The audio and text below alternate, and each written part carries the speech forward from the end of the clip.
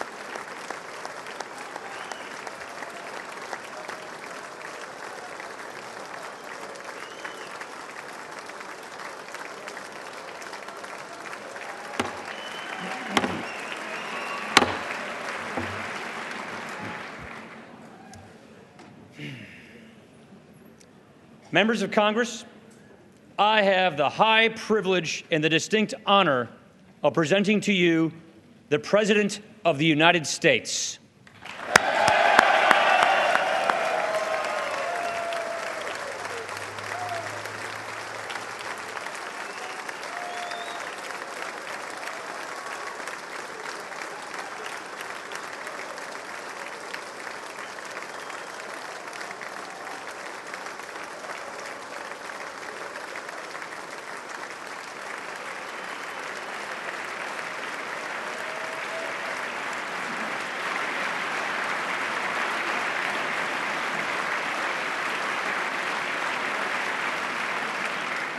Thank you very much.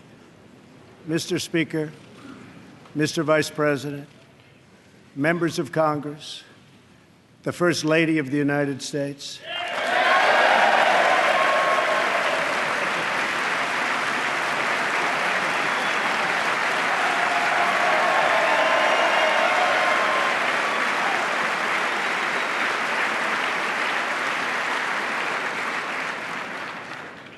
And citizens of America, tonight, as we mark the conclusion of our celebration of Black History Month, we are reminded of our nation's path toward civil rights and the work that still remains to be done. Recent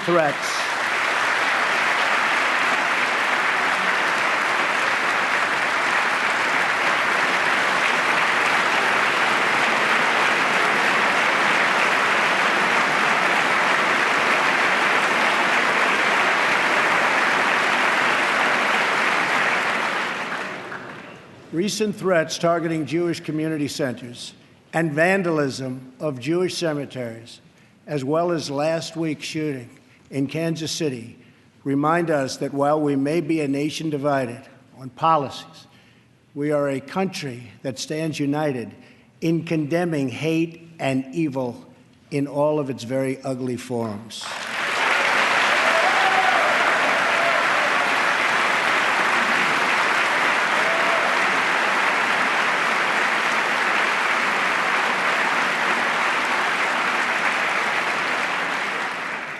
Each American generation passes the torch of truth, liberty, and justice in an unbroken chain all the way down to the present. That torch is now in our hands, and we will use it to light up the world. I am here tonight to deliver a message of unity and strength, and it is a message deeply delivered from my heart. A new chapter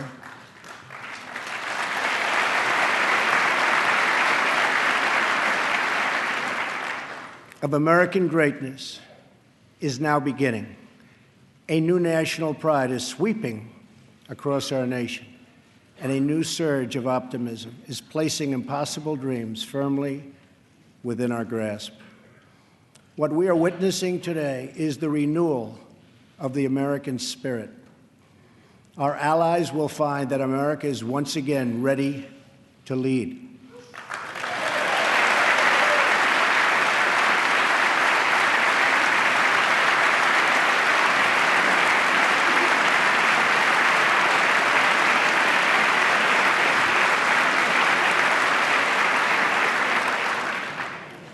All the nations of the world, friend or foe, will find that America is strong, America is proud, and America is free. In 9 years, the United States will celebrate the 250th anniversary of our founding, 250 years since the day we declared our independence. It will be one of the great milestones in the history of the world. But what will America look like as we reach our 250th year? What kind of country will we leave for our children? I will not allow the mistakes of recent decades past to define the course of our future. For too long, we've watched our middle class shrink as we've exported our jobs and wealth to foreign countries. We've financed and built one global project after another, but ignored the fates of our children in the inner cities of Chicago, Baltimore, Detroit, and so many other places throughout our land. We've defended the borders of other nations while leaving our own borders wide open for anyone to cross and for drugs to pour in at a now unprecedented rate. And we've spent trillions and trillions of dollars overseas while our infrastructure at home has so badly crumbled. Then in 2016, the earth shifted beneath our feet. The rebellion started as a quiet protest, spoken by families of all colors and creeds, families who just wanted a fair shot for their children and a fair hearing for their concerns. But then the quiet voices became a loud chorus as thousands of citizens now spoke out together from cities small and large all across our country. Finally, the chorus became an earthquake, and the people turned out by the tens of millions, and they were all united by one very simple but crucial demand: that America must put its own citizens first, because only then can we truly make America great again.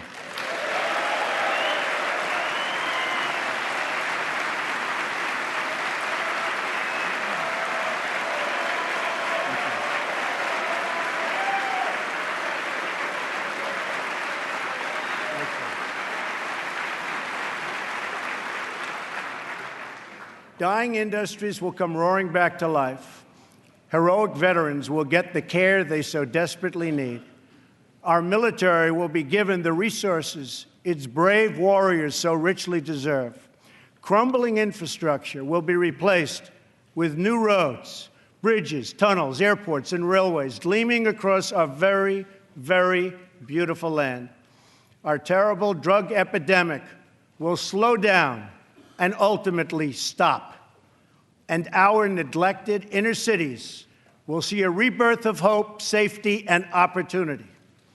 Above all else, we will keep our promises to the American people.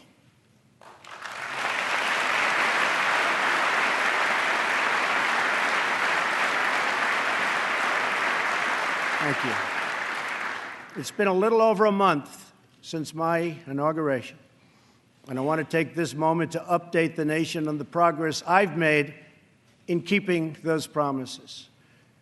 Since my election, Ford, Fiat Chrysler, General Motors, Sprint, SoftBank, Lockheed, Intel, Walmart, and many others have announced that they will invest billions and billions of dollars in the United States and will create tens of thousands of new American jobs.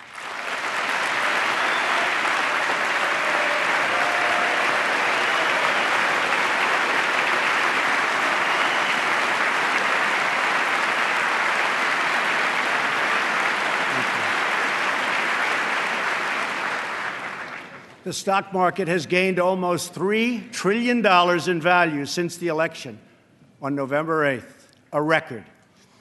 We've saved taxpayers hundreds of millions of dollars by bringing down the price of fantastic, and it is a fantastic, new F-35 jet fighter, and we'll be saving billions more on contracts all across our government.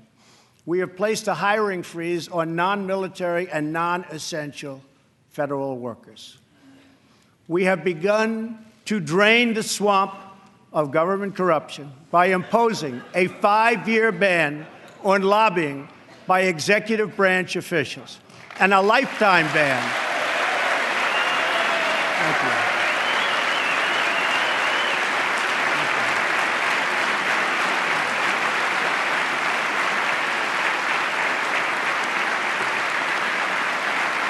Thank you. And a lifetime ban on becoming lobbyists for a foreign government. We have undertaken a historic effort to massively reduce job-crushing regulations, creating a deregulation task force inside of every government agency.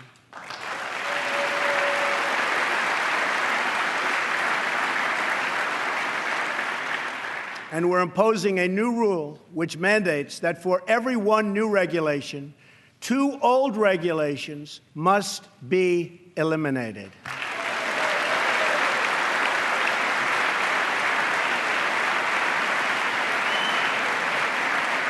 We're going to stop the regulations that threaten the future and livelihood of our great coal miners.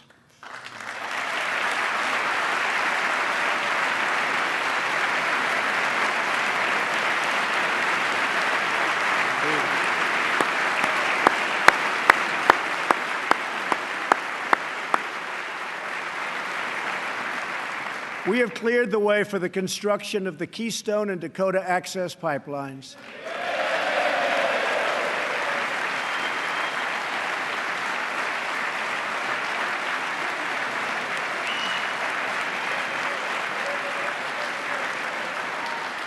Thereby creating tens of thousands of jobs. And I've issued a new directive that new American pipelines be made with American steel.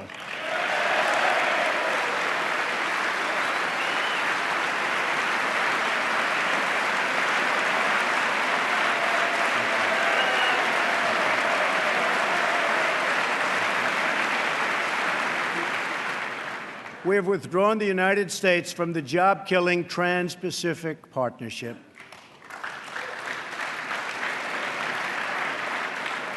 And with the help of Prime Minister Justin Trudeau, we have formed a council with our neighbors in Canada to help ensure that women entrepreneurs have access to the networks, markets, and capital they need to start a business and live out their financial dreams.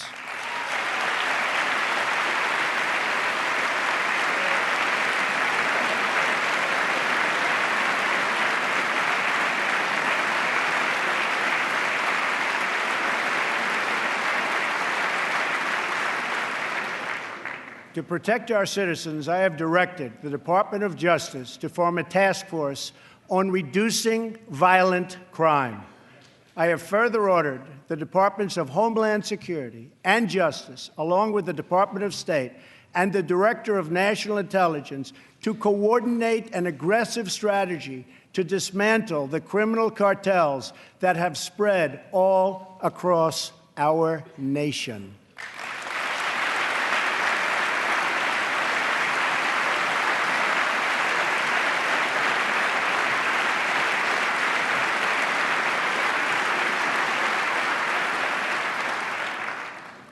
We will stop the drugs from pouring into our country and poisoning our youth, and we will expand treatment for those who have become so badly addicted.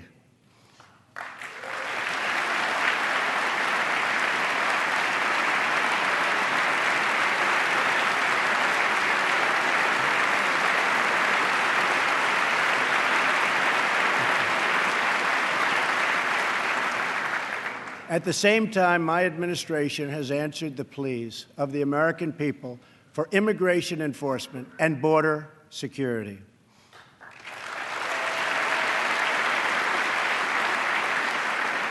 By finally enforcing our immigration laws, we will raise wages, help the unemployed, save billions and billions of dollars, and make our communities safer for everyone.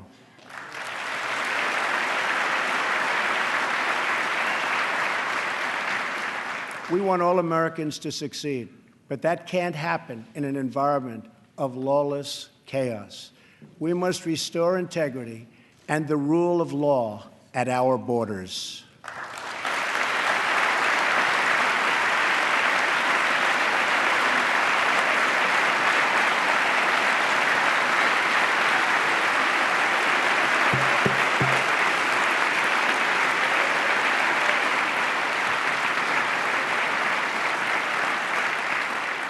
For that reason, we will soon begin the construction of a great, great wall along our southern border.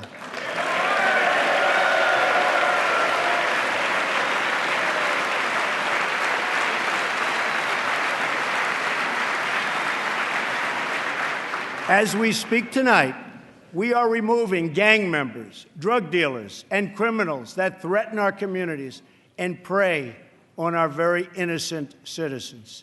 Bad ones are going out as I speak, and as I've promised throughout the campaign. To any in Congress who do not believe we should enforce our laws, I would ask you this one question. What would you say to the American family that loses their jobs, their income, or their loved one because America refused to uphold its laws and defend its borders?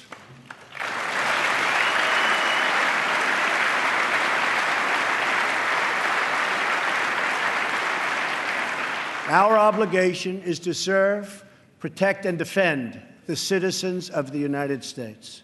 We are also taking strong measures to protect our nation from radical Islamic terrorism.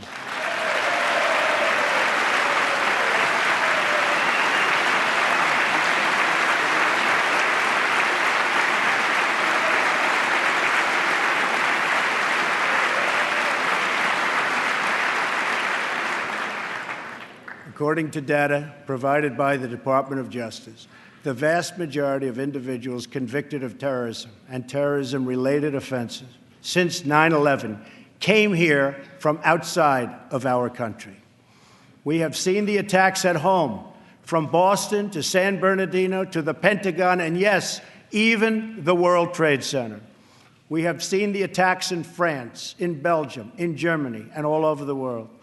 It is not compassionate, but reckless to allow uncontrolled entry from places where proper vetting cannot occur.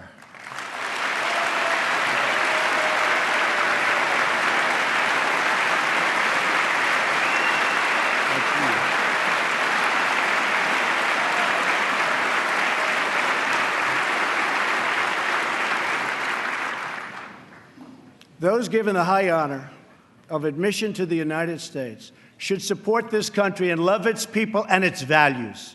We cannot allow a beachhead of terrorism to form inside America. We cannot allow our nation to become a sanctuary for extremists.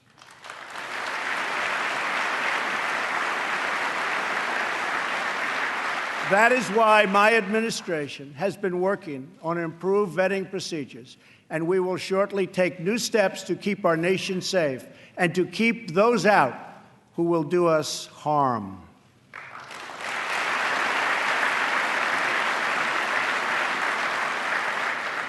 As promised, I directed the Department of Defense to develop a plan to demolish and destroy ISIS, a network of lawless savages that have slaughtered Muslims and Christians and men and women and children of all faiths and all beliefs. We will work with our allies, including our friends and allies in the Muslim world, to extinguish this vile enemy from our planet.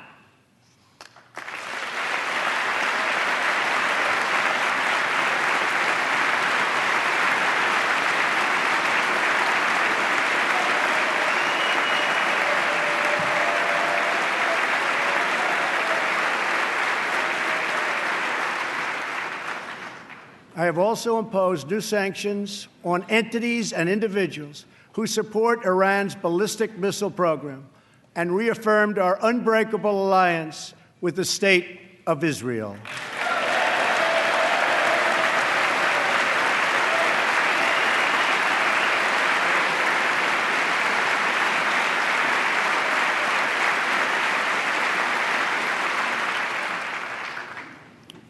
Finally, I have kept my promise to appoint a justice to the United States Supreme Court from my list of 20 judges who will defend our Constitution.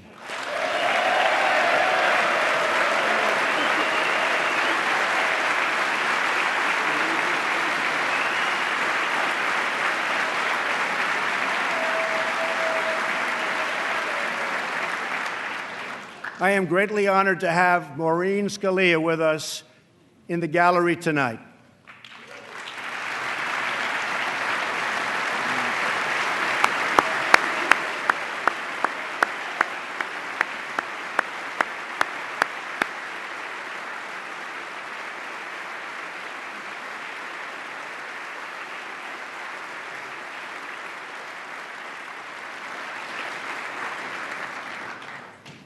Thank you, Maureen.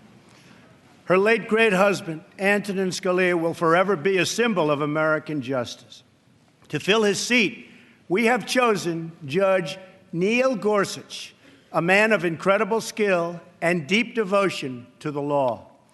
He was confirmed unanimously by the Court of Appeals, and I am asking the Senate to swiftly approve his nomination.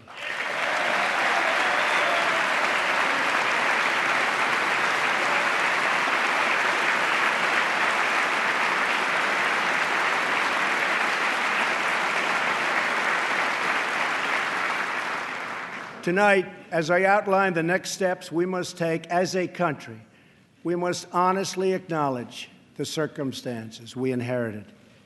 94 million Americans are out of the labor force. Over 43 million people are now living in poverty, and over 43 million Americans are on food stamps. More than 1 in 5 people in their prime working years are not working. We have the worst financial recovery in 65 years. In the last 8 years, the past administration has put on more new debt than nearly all of the other presidents combined. We've lost more than 1/4 of our manufacturing jobs since NAFTA was approved, and we've lost 60,000 factories since China joined the World Trade Organization in 2001. Our trade deficit in goods with the world last year was nearly $800 billion. And overseas, we have inherited a series of tragic foreign policy disasters. Solving these and so many other pressing problems will require us to work past the differences of party. It will require us to tap into the American spirit that has overcome every challenge throughout our long and storied history. But to accomplish our goals at home and abroad, we must restart the engine of the American economy, making it easier for companies to do business in the United States and much, much harder for companies to leave our country.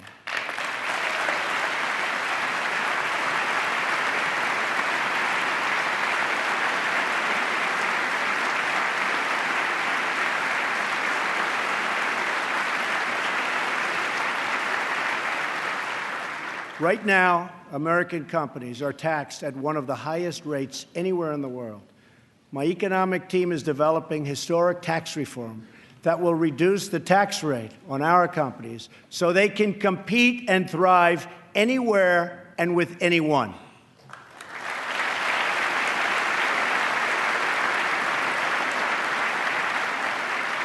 It will be a big, big cut. At the same time, we will provide massive tax relief for the middle class. We must create a level playing field for American companies, and our workers have to do it.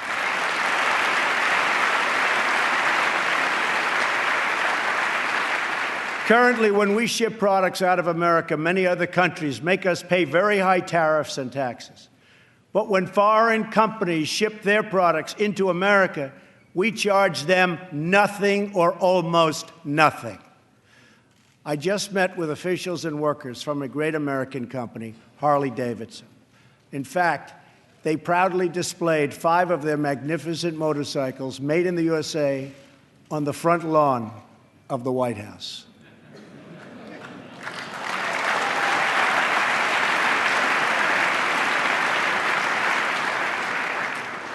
And they wanted me to ride one, and I said, no, thank you. At our meeting, I asked them, how are you doing? How is business? They said that it's good. I asked them further, how are you doing with other countries, mainly international sales? They told me without even complaining, because they have been so mistreated for so long that they've become used to it, that it's very hard to do business with other countries because they tax our goods at such a high rate. They said that in the case of another country, they tax their motorcycles at 100%. They weren't even asking for a change, but I am. I believe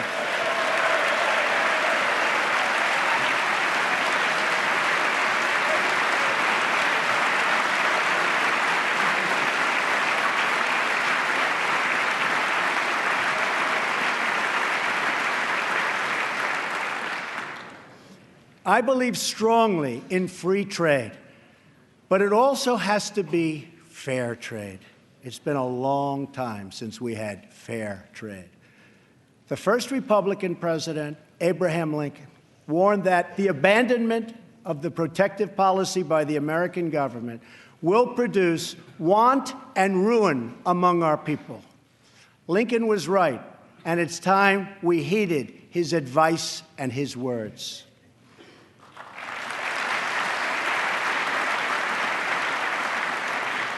I am not going to let America and its great companies and workers be taken advantage of us any longer. They have taken advantage of our country. No longer.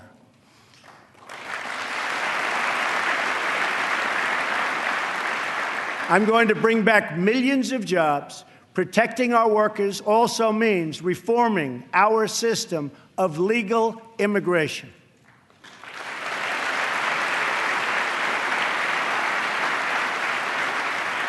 The current outdated system depresses wages for our poorest workers and puts great pressure on taxpayers. Nations around the world, like Canada, Australia, and many others, have a merit-based immigration system.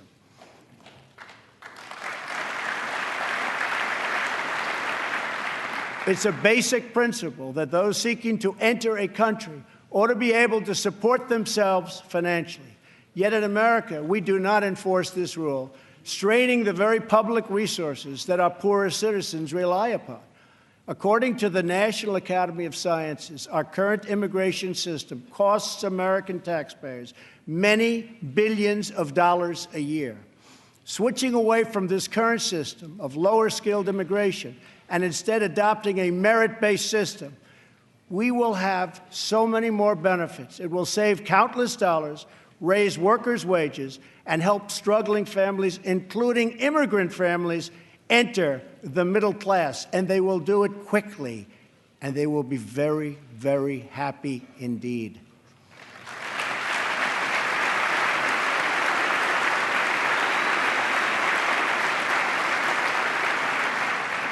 I believe that real and positive immigration reform is possible as long as we focus on the following goals: to improve jobs and wages for Americans, to strengthen our nation's security, and to restore respect for our laws.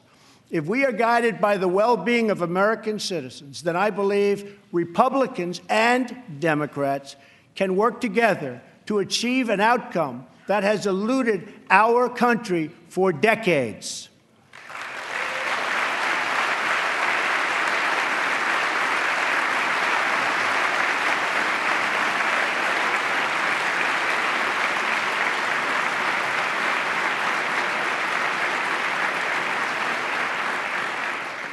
Another Republican president, Dwight D. Eisenhower, initiated the last truly great national infrastructure program, the building of the interstate highway system.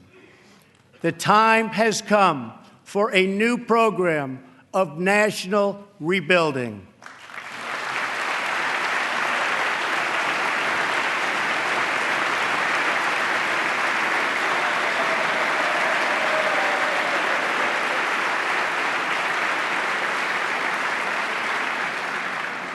America has spent approximately $6 trillion in the Middle East. All the while, our infrastructure at home is crumbling. With this $6 trillion, we could have rebuilt our country twice, and maybe even 3 times if we had people who had the ability to negotiate.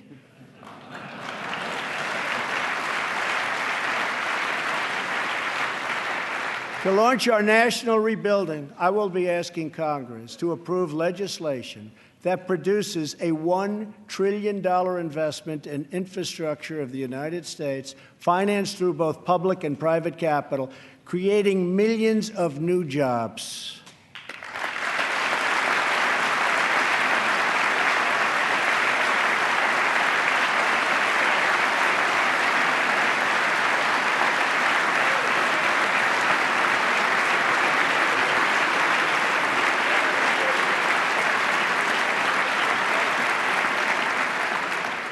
This effort will be guided by 2 core principles: Buy American and Hire American.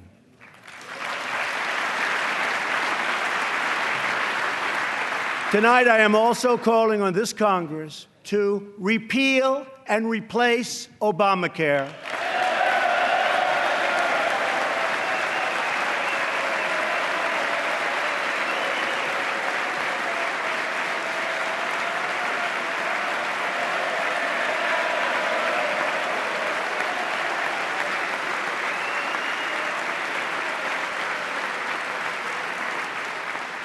with reforms that expand choice, increase access, lower costs, and at the same time provide better health care.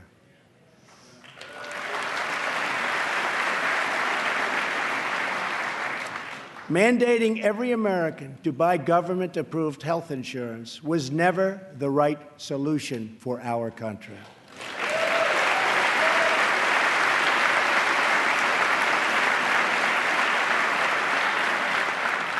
The way to make health insurance available to everyone is to lower the cost of health insurance, and that is what we are going to do.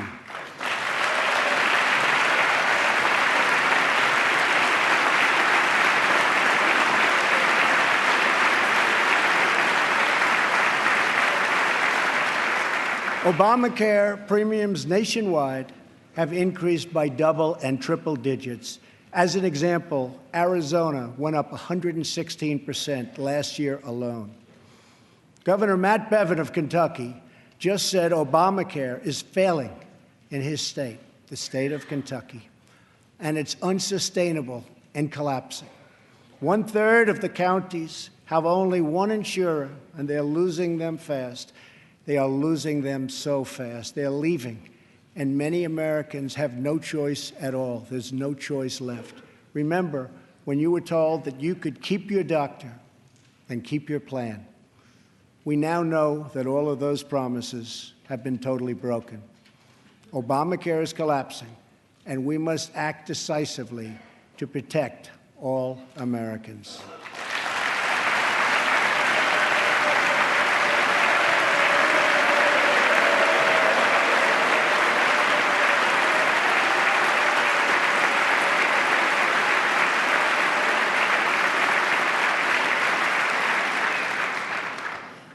Action is not a choice, it is a necessity. So I am calling on all Democrats and Republicans in Congress to work with us to save Americans from this imploding Obamacare disaster.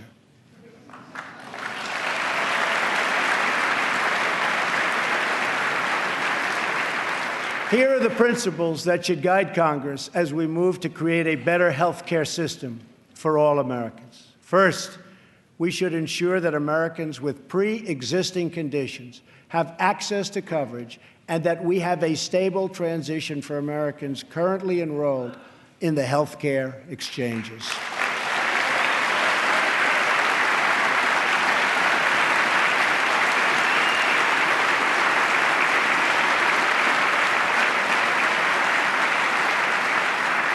Secondly, we should help Americans purchase their own coverage through the use of tax credits and expanded health savings accounts. But it must be the plan they want, not the plan forced on them by our government.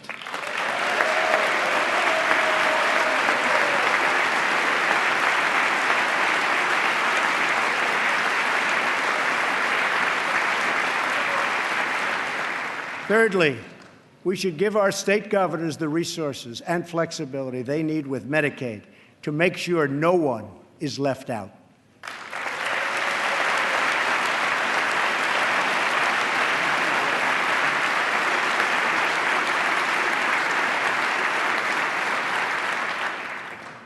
Fourth, we should implement legal reforms that protect patients and doctors from unnecessary costs that drive up the price of insurance and work to bring down the artificially high price of drugs and bring them down immediately.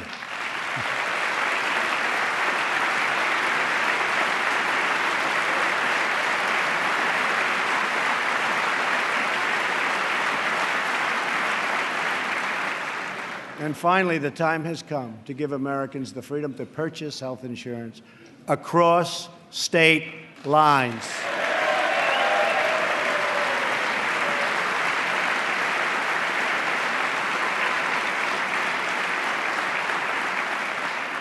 Which will create a truly competitive national marketplace that will bring costs way down and provide far better care. So important. Everything that is broken in our country can be fixed. Every problem can be solved. And every hurting family can find healing and hope. Our citizens deserve this, and so much more.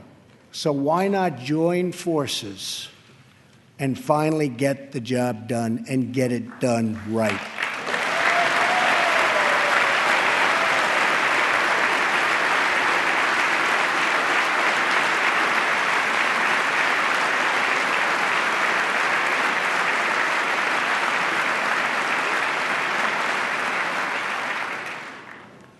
On this and so many other things, Democrats and Republicans should get together and unite for the good of our country and for the good of the American people.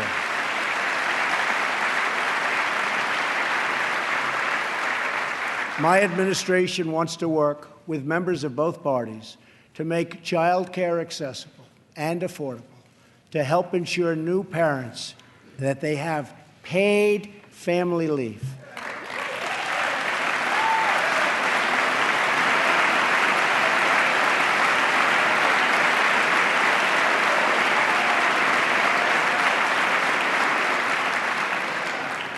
to invest in women's health, and to promote clean air and clean water, and to rebuild our military and our infrastructure.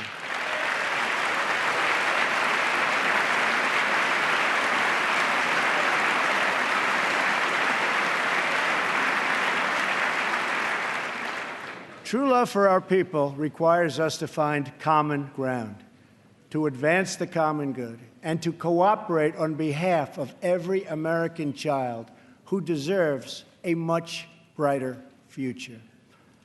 An incredible young woman is with us this evening who should serve as an inspiration to us all. Today is Rare Disease Day, and joining us in the gallery is a rare disease survivor, Megan Crowley. Megan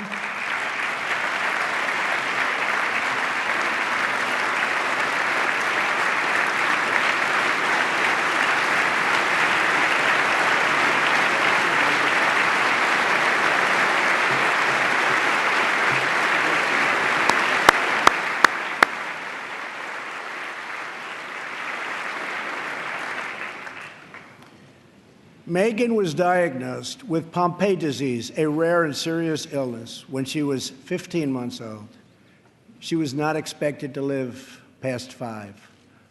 On receiving this news, Megan's dad, John, fought with everything he had to save the life of his precious child. He founded a company to look for a cure and helped develop the drug that saved Megan's life. Today, she is 20 years old and a sophomore at Notre Dame.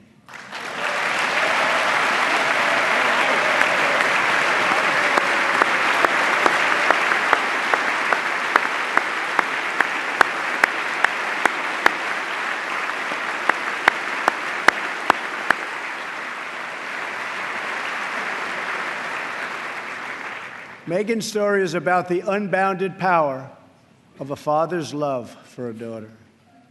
But our slow and burdensome approval process at the Food and Drug Administration keeps too many advances, like the one that saved Megan's life, from reaching those in need.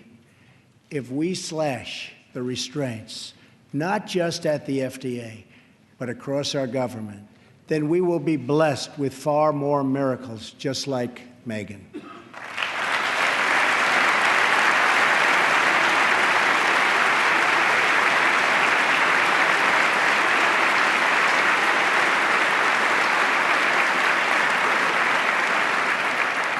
In fact, our children will grow up in a nation of miracles. But to achieve this future, we must enrich the mind and the souls of every American child. Education is the civil rights issue of our time.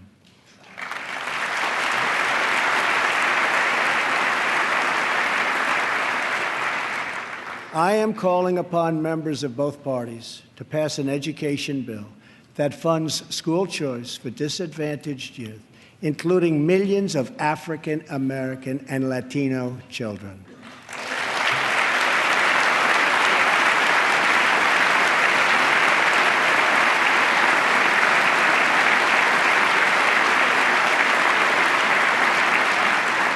These families should be free to choose the public, private, charter, magnet, religious, or home school that is right for them.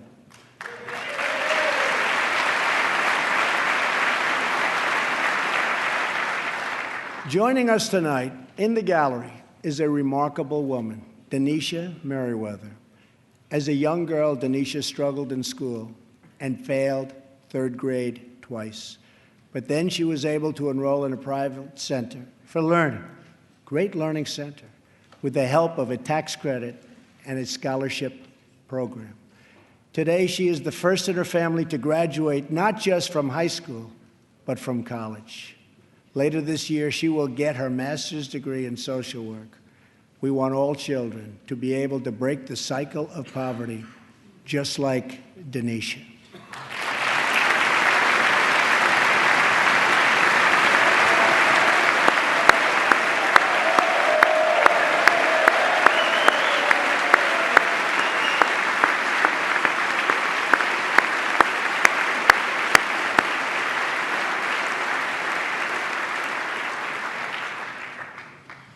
But to break the cycle of poverty, we must also break the cycle of violence. The murder rate in 2015 experienced its largest single-year increase in nearly half a century. In Chicago, more than 4,000 people were shot last year alone, and the murder rate so far this year has been even higher. This is not acceptable in our society.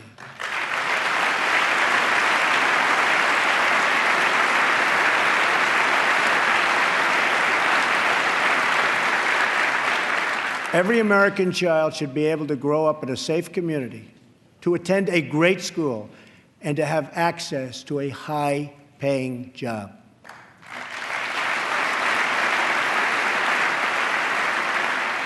But to create this future, we must work with, not against, the men and women of law enforcement.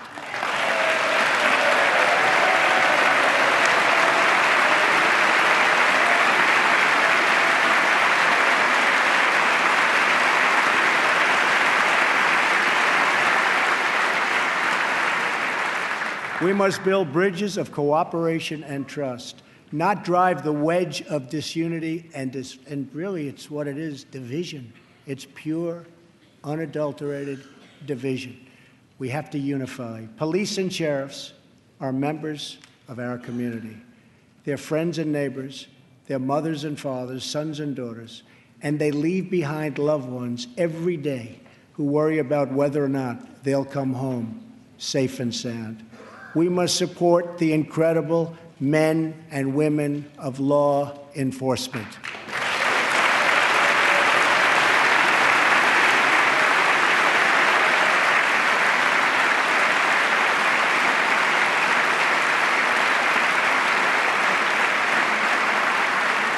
And we must support the victims of crime.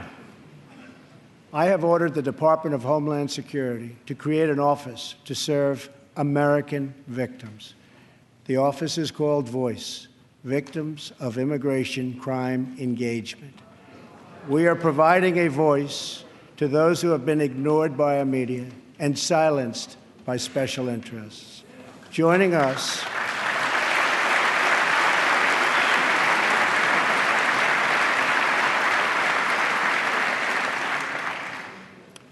in the audience tonight are four very brave Americans whose government failed them. Their names are Jamil Shaw, Susan Oliver, Jenna Oliver, and Jessica Davis.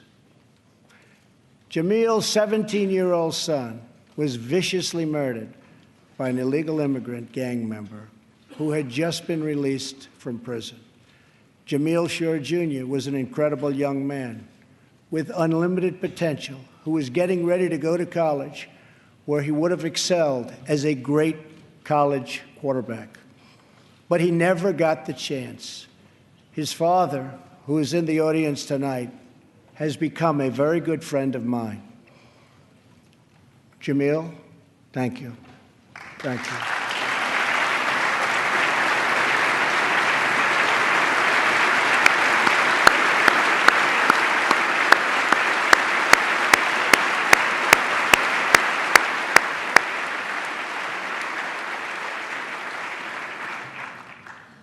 Also with us are Susan Oliver and Jessica Davis. Their husbands, Deputy Sheriff Danny Oliver and Detective Michael Davis, were slain in the line of duty in California. They were pillars of their community. These brave men were viciously gunned down by an illegal immigrant with a criminal record and 2 prior deportations, should have never been in our country. Sitting with Susan is her daughter, Jenna. Jenna, I want you to know that your father was a hero and that tonight you have the love of an entire country supporting you and praying for you.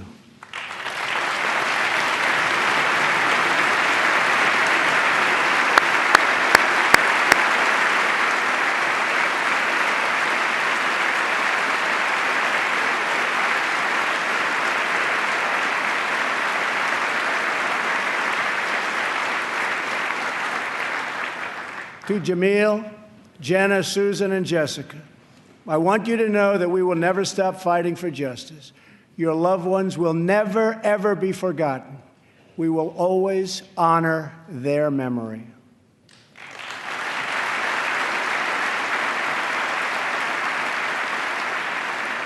Finally, to keep America safe, we must provide the men and women of the United States military with the tools they need to prevent war. If they must, they have to fight, and they only have to win.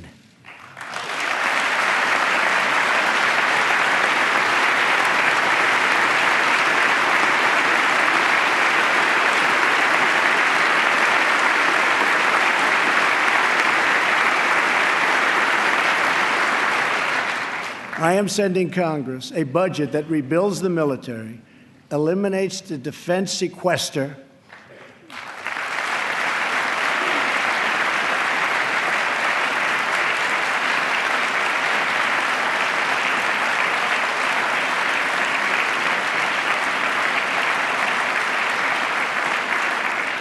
and calls for one of the largest increases in national defense spending in American history. My budget will also increase funding for our veterans. Our veterans have delivered for this nation, and now we must deliver for them.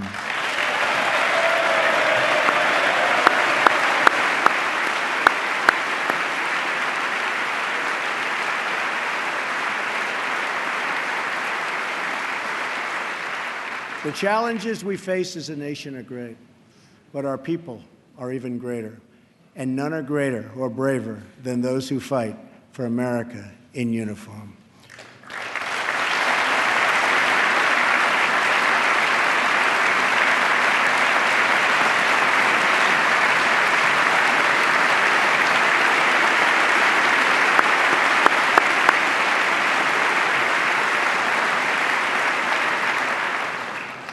We are blessed to be joined tonight by Corinne Owens, the widow of U.S. Navy Special Operator, Senior Chief William Ryan Owens.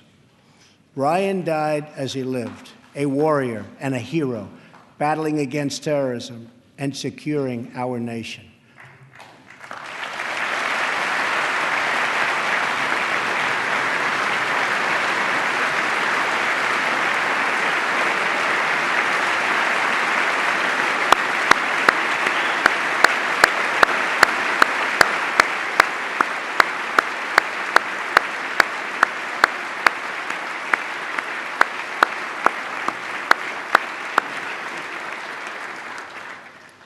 I just spoke to our great General Mattis just now, who reconfirmed that, and I quote, Ryan was a part of a highly successful raid that generated large amounts of vital intelligence that will lead to many more victories in the future against our enemy. Ryan's legacy is etched into eternity. Thank you. Thank you.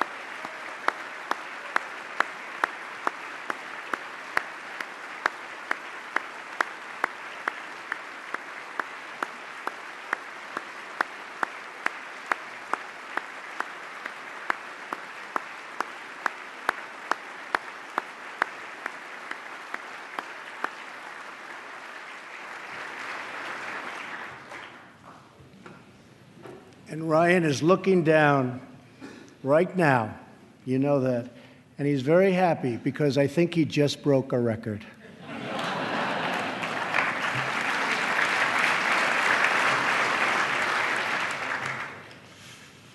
For as the Bible teaches us, there is no greater act of love than to lay down one's life for one's friends. Ryan laid down his life for his friends, for his country, and for our freedom. And we will never forget Ryan.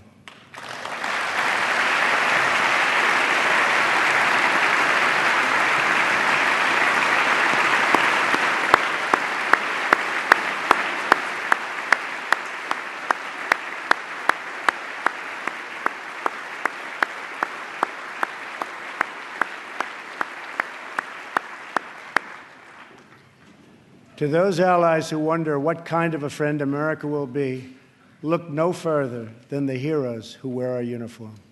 Our foreign policy calls for a direct, robust, and meaningful engagement with the world. It is American leadership based on vital security interests that we share with our allies all across the globe. We strongly support NATO, an alliance forged through the bonds of 2 world wars that dethroned fascism and the Cold War and defeated communism.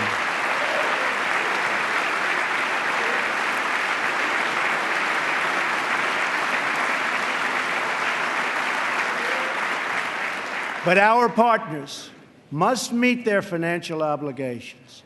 And now, based on our very strong and frank discussions, they are beginning to do just that. In fact, I can tell you the money is pouring in. Very nice. Very nice.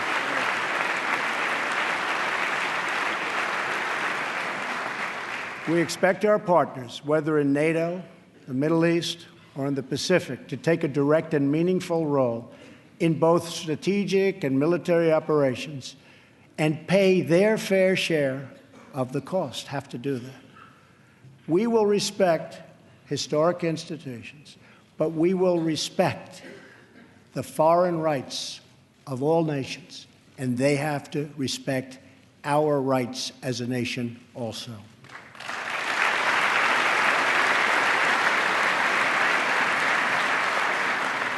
Free nations are the best vehicle for expressing the will of the people, and America respects the right of all nations to chart their own path. My job is not to represent the world. My job is to represent the United States of America.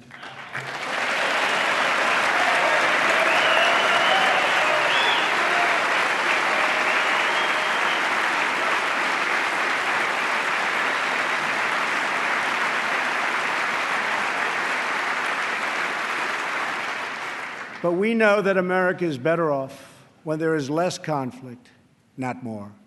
We must learn from the mistakes of the past. We have seen the war and the destruction that have ravaged and raged throughout the world, all across the world. The only long-term solution for these humanitarian disasters, in many cases, is to create the conditions where displaced persons can safely return home and begin the long, long process of rebuilding.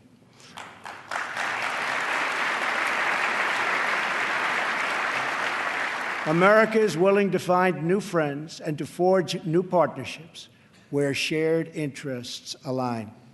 We want harmony and stability, not war and conflict. We want peace wherever peace can be found. America is friends today with former enemies. Some of our closest allies decades ago fought on the opposite side of these terrible, terrible wars. This history should give us all faith in the possibilities for a better world. Hopefully, the 250th year for America will see a world that is more peaceful, more just, and more free. On our 100th anniversary in 1876, citizens from across our nation came to Philadelphia to celebrate America's centennial. At that celebration, the country's builders and artists and inventors showed off their wonderful creations. Alexander Graham Bell displayed his telephone for the first time. Remington unveiled the first typewriter. An early attempt was made at electric light. Thomas Edison showed an automatic telegraph and an electric pen. Imagine the wonders our country could know in America's 250th year.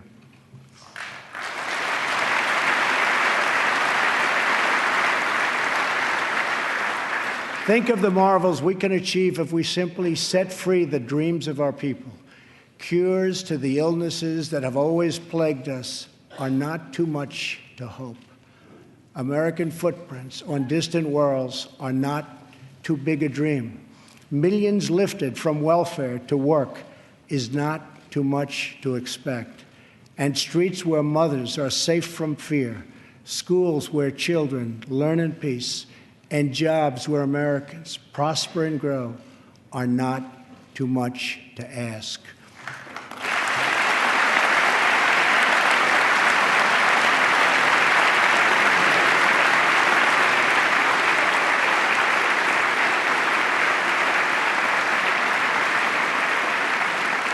When we have all of this, we will have made America greater than ever before.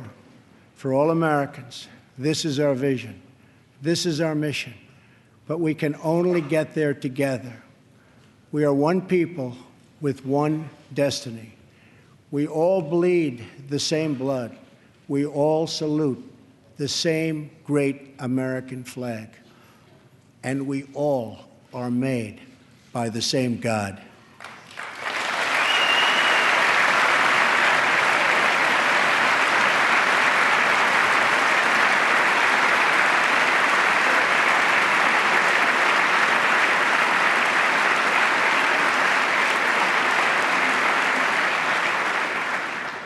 When we fulfill this vision, when we celebrate our 250 years of glorious freedom, we will look back on tonight as when this new chapter of American greatness began.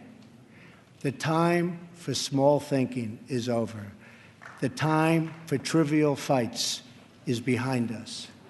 We just need the courage to share the dreams that fill our hearts, the bravery to express the hopes that stir our souls, and the confidence to turn those hopes and those dreams into action. From now on, America will be empowered by our aspirations, not burdened by our fears, inspired by the future, not bound by failures of the past, and guided by a vision, not blinded by our doubts. I am asking all citizens to embrace this renewal of the American spirit.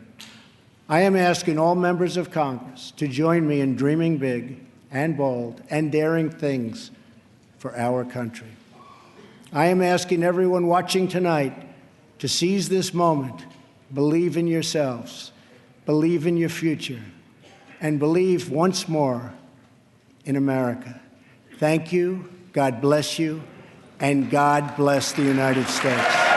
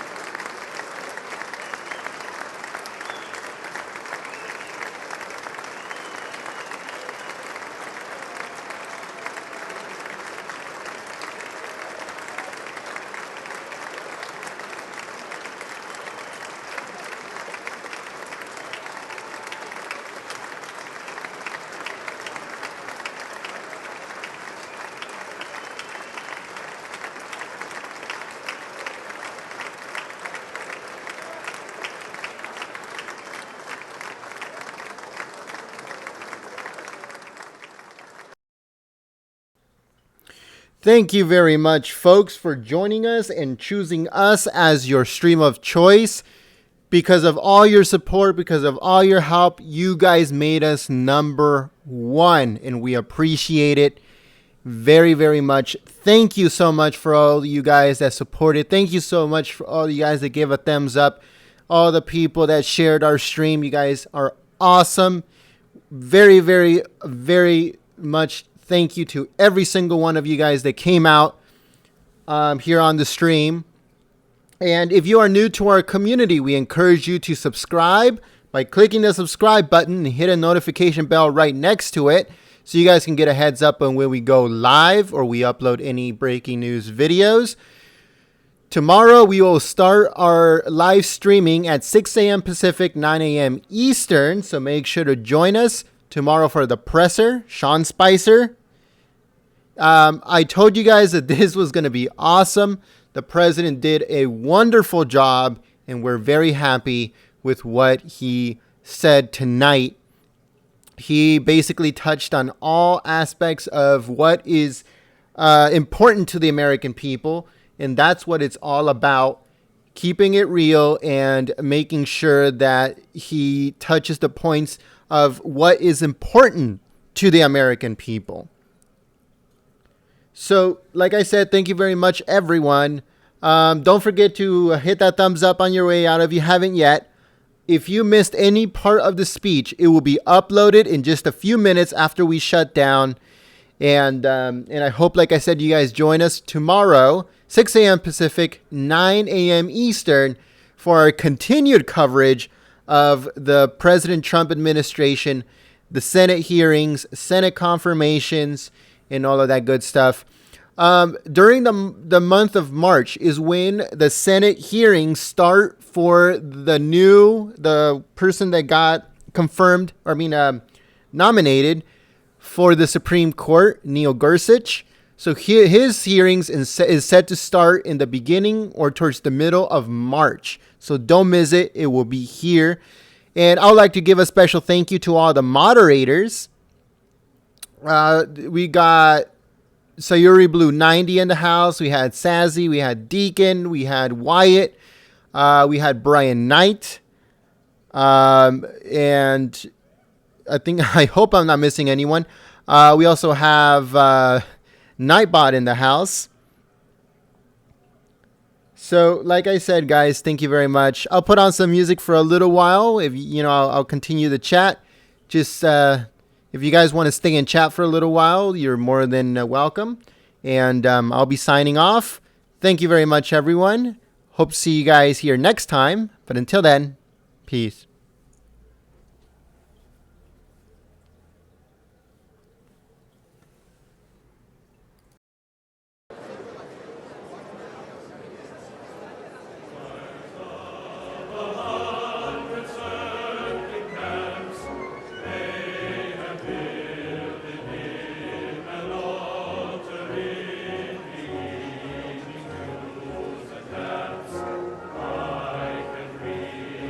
Right.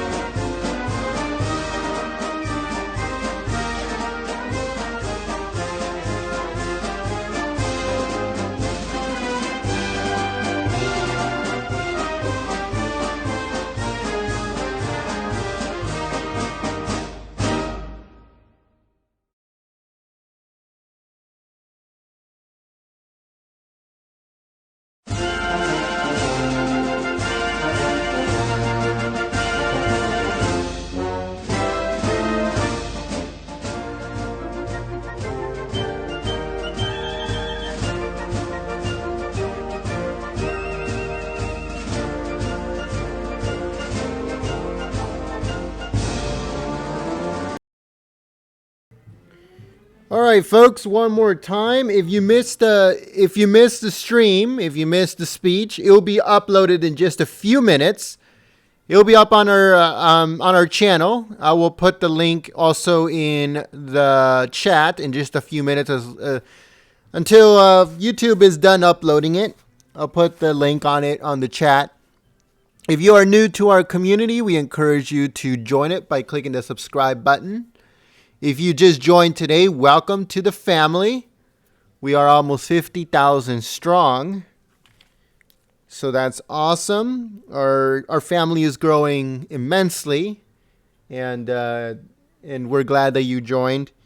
So we will start our coverage tomorrow, 6 a.m. Pacific, 9 a.m. Eastern. There's a few more confirmations going on this week. There's also a Sean Spicer presser tomorrow, so don't miss it.